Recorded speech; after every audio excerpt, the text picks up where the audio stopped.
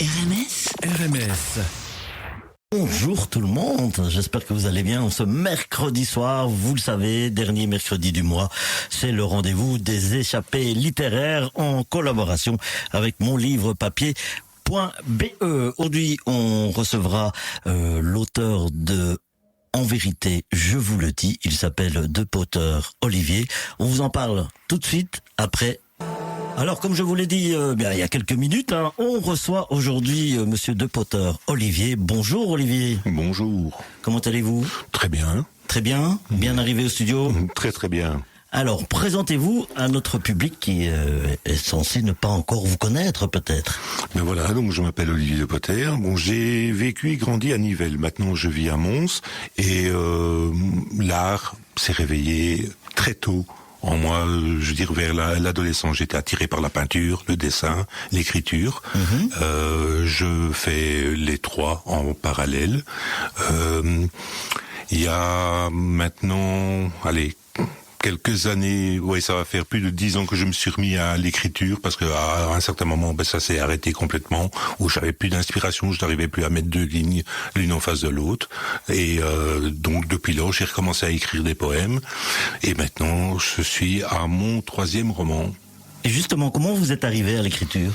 Comment je suis arrivé à l'écriture? Au fait, ça va paraître bizarre lorsqu'on fait une émission de radio, mais je ne sais pas parler de moi. Je ne sais pas, voilà, je sais pas m'étendre, voilà. Et j'ai besoin alors d'évacuer, ce soit avec des stress ou n'importe quoi, dans l'écriture. Donc je crée des personnages, je les fais vivre avec mes angoisses, avec mes vies, avec ceci. Tout n'est pas autobiographique, bien sûr, parce que sinon, voilà, ce sera un peu inquiétant, mais voilà, c'est une façon pour moi de faire. Quels sont les principaux thèmes ou messages que vous souhaitez transmettre justement à travers vos livres? Alors, ce qu'il y a, c'est que je suis toujours parti, j'ai entendu il y a quelques années une phrase où en fait on a trois façons de se voir. On a la façon dont les gens nous voient, on a la façon dont nous on nous voit et la façon dont on est réellement. Donc moi j'aime bien prendre la dernière phrase, ça veut dire le personnage, en fait, il lui arrive une situation et il est obligé de, quoi que ses croyances, quoi qu'il fasse, de vivre jusqu'au bout. C'est un peu, je veux dire, comme dans les romans de Simenon, où il prenait un personnage lambda et il le poussait vraiment aux limites, à ses retranchements. D'accord. Eh bien, on revient avec votre actu d'ici quelques instants. Le temps de s'écouter Nicole et là vient donc avec l'invité du jour, c'est Monsieur De Potter Olivier qui nous parle de son actualité littéraire et de sa passion. Alors justement, comment pouvez-vous nous parler de votre processus d'écriture? Comment naissent vos idées? Au fait, c'est souvent dû à soit une phrase, une odeur, un son et il y a quelque chose qui se passe dans mon cerveau. Il y a une petite scène qui se met en route ou un personnage qui commence à naître tout doucement. Et puis après, ça peut prendre parfois des jours, des semaines ou des mois ou des années avant que voilà ça mûrisse. Et un jour, je me réveille et je me dis, je sais que voilà le personnage, je viens de lui donner naissance, ou la scène ou l'histoire globale. Vous avez un rituel ou une routine lorsque vous écrivez? Le rituel ou la routine, c'est le silence complet. Je ne supporte pas, il faudrait pas de musique. Ça m'arrive même de mettre un casque qui fait réduction de bruit pour ne rien entendre, parce que j'ai vraiment besoin de m'enfermer dans une bulle complète. Et alors le deuxième petit truc, c'est le café. Ça tourne énormément oui. Ah bon? Le normal ou le déca? Le normal est très fort. Allez, tout de suite, France Gall. Allez, tout de suite, on revient parler d'échappées littéraires avec notre invité du jour, De Potter Olivier. Il va nous parler dans quelques instants de son dernier livre en date, En vérité, je vous le dis. Mais avant, bien sûr, encore quelques petites questions à lui poser. Quelles sont les œuvres dont vous êtes le plus fier ou celles qui ont rencontré le plus de succès auprès de votre public?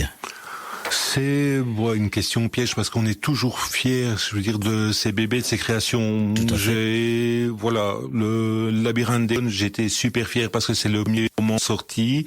Bertal et les lettres oubliées. Là, j'étais encore plus fier parce qu'au fait, j'ai parlé de mon grand-père et de sa sœur que j'ai découvert lors des recherches généalogiques qui sont morts en 1940.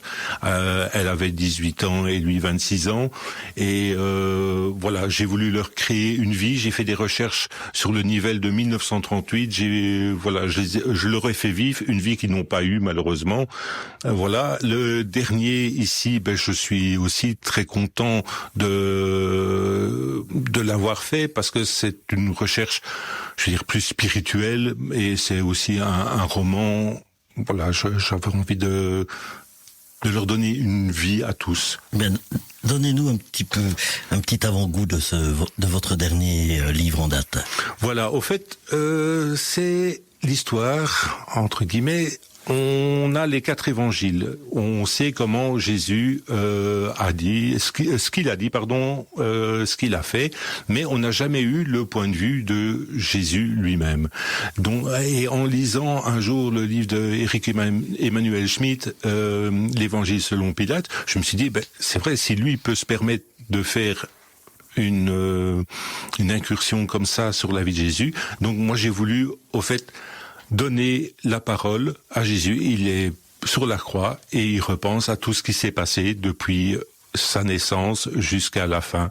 Mais j'en parle aussi énormément, c'est des fameuses années silencieuses. Parce que de 13 à 30 ans, donc de ce qui est arrivé au temple quand il avait 13 ans jusqu'à l'arrivée du Jourdain, on ne sait pas ce qu'il a fait, on ne sait pas ce qu'il est devenu, et à quoi il a pensé. Donc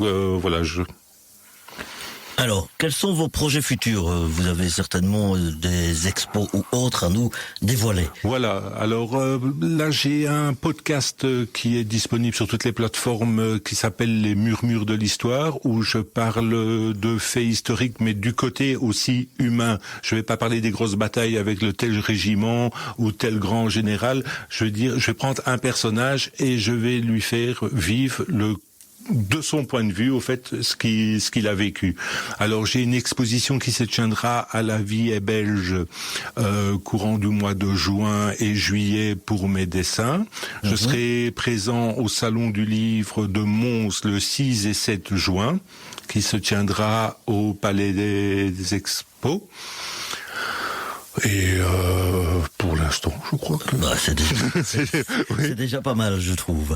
Alors justement, les auditeurs qui voudraient se procurer un de vos livres, comment peuvent-ils faire ? Alors, il est disponible dans toutes les librairies, sur toutes les plateformes, en version numérique ou en version papier. On peut passer aussi directement via mon site qui s'appelle depotterolivier.overblock.fr. On répète ? depotterolivier.overblock.fr. Eh bien, un grand merci d'être passé par nos studios et puis bon succès pour la suite de l'aventure. En tout cas, un tout grand merci aussi. De rien. RMS